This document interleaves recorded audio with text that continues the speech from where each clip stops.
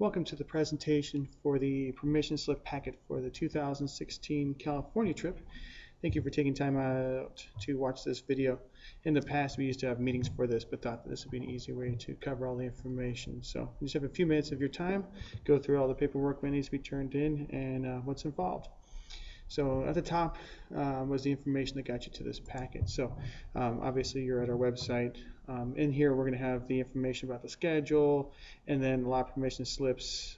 There's a last page of this packet. There's the permission slip for medical treatment, and then there's various forms for different medication that we need to take care of. So you'll see all that at the end. For all the kids on the trip, we do ask that they sign on to our text program. That way we can send out reminders during the trip for when they are to report back to the various locations or for other situations. It's just the fastest way for us to communicate. You're welcome to sign on for that as well, so you can see those communications. And the number is 81010, and the message is at CATrip16, and then we'll be good to go. When students turn in this packet, at the last page it does ask that I do their grade check. So I'll pull up their grades to make sure no one is failing any classes and sign off that their grades are in good order. So that will happen when they turn this packet in. The due date for this packet is the 9th, and then the permission slips, medical forms, and medicine are all due on Tuesday the 22nd. That way we can have everything set up for the trip. So speaking of the trip, here's the general information talking about what to pack. That we're only in California for 3 days, and the first day is on the bus. So we want everyone to pack lightly and to be respectful amount of space that they're using and what they need to bring, because there's just not a lot of downtime, so we're always on the move. So for packing, we are talking about on the first day on the bus, comfortable but school appropriate, no pajamas on the bus. On Thursday, we are providing a tour shirt, so we want them to wear jeans and tennis shoes that they can walk around a lot in, because there's going to be a lot of walking on Thursday.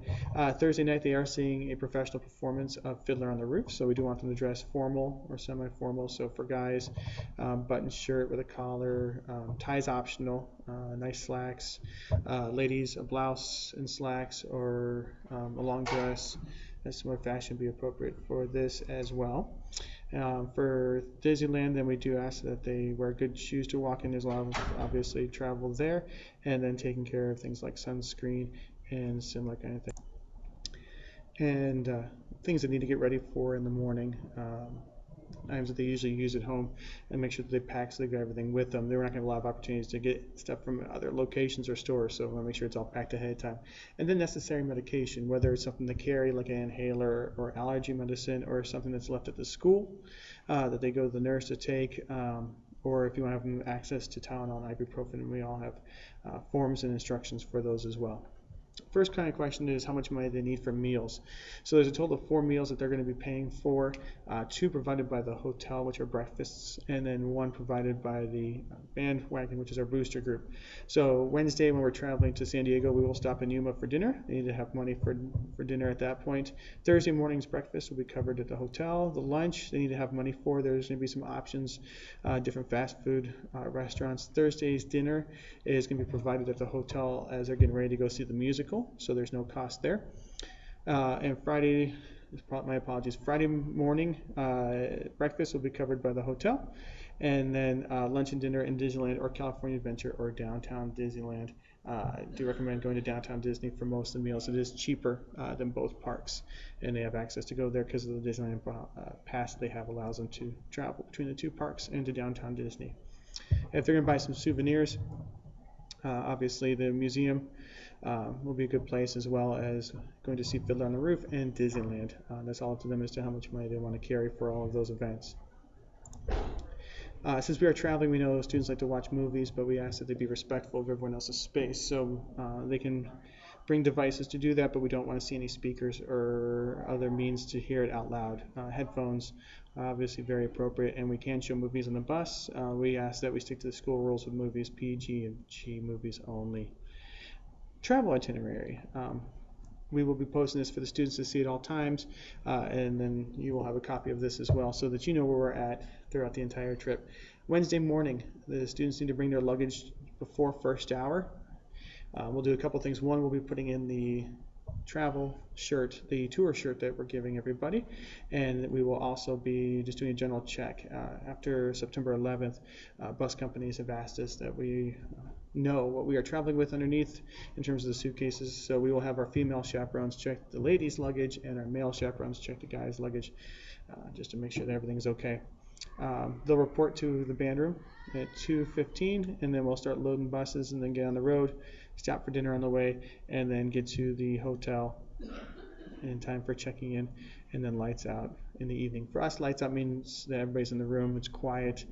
We do tape doors, we do have chaperones out in the hallways throughout the evening, just to make sure everybody's using their time appropriately and respectful of the place that we are in.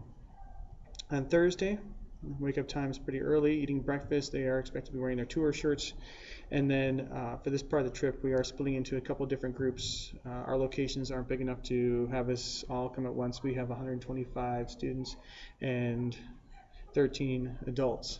So we're splitting up to handle the museum as well as take care of eating and some other items. So there are two different timelines. We'll let the students know which group they are part of. It's not by bus, it's because we have 3 buses, but we are splitting the group in half. When the time at the museum and lunch is all completed, we will be traveling to Scripps Aquarium, and we will be back on our normal bus schedule, but we will be entering the park about 15 minutes apart to give the aquarium a chance to handle that many people coming in at once. So they did ask us to spread the timing to get into the aquarium. When that's done, we'll reload the buses and then head back to the hotel. Dinner's provided, so everyone grab some pizza while they're changing, and then we'll head over to Welks Theater to see the Fiddler on the Roof. Show's done, we'll head back to the hotel, and the lights out again at 11:30. On Friday, our last day, everyone's waking up pretty early because we're in San Diego, and so we want to get to Disneyland at a reasonable hour in the morning. So everyone's gonna be waking up and having breakfast, turning in keys, and then taking everything with, because we're not headed back to the hotel, so we're basically checking out of the hotel Friday morning, get on the bus, and then head up to Anaheim for Disneyland. And then in Disneyland, we let the students stay in their groups, but they do have to check in with the chaperones and myself in the afternoon. Just good wellness check, just to make sure everybody's doing okay. So we asked them to come by somewhere between 1 and 3 p.m. to see us, so that we know everything's going okay. But throughout the entire time that we're in Disneyland, there are always chaperones and staff available at the main flagpole in Disneyland. So if someone is feeling ill, loses their money, has an issue with their ticket, if anything happens, or they just want to come by and just take a break and just hang with us, they can. That's why we always have the chaperones there. We will do a group photo right before the park closes, so we ask everybody to come back to the main flagpole area, and then we leave Disneyland when it closes at midnight. Get on the bus, ride home, and our estimated time for returning back to school Saturday morning is 7:30 a.m. But we will send out messages as if we're getting home early. So if you can be part of the text group, then we can let you know when we're about a half hour from home, so then you know we're going to be there. Travel information, here is the address and phone number for the hotel that we're staying at in Escondido, California, and then my cell phone number and Miss Bamey's cell phone as well. In the event of emergency, we always make sure that our phones are working, so that if need be, you can contact us for some reason if your child is unreachable. Maybe they're having cell phone issues, and so we always make sure that ours is working. California trip rules are a lot like the school and the classroom rules, showing respect, being on time, being responsible. And so I want to make sure that everybody knows that we expect everybody to do their best and to really be on top of stuff. This isn't a vacation kind of trip, so there's a lot going on, and we ask everyone to just be prepared for that. If we have any issues, we'll talk to the individual about what's going on. We may have to have them spend a little time with us if they're having trouble following the rules and doing everything properly. If it's a severe issue, then we can send the child home, but hopefully that is something that we do not need to get to. We know students are bringing a lot of stuff, so they're responsible for everything that they're bringing. For this one, they're not normally bringing instruments and music. This is a shorter trip, so we're not having everyone performing on the trip, but still understanding that everything that they bring is their own responsibility, and so just need to be respectful and careful with everything that we're doing. The severe rules, this is copied out of the school handbook, just the usual kind of things, the situations where we could, if need be, send someone home from the trip.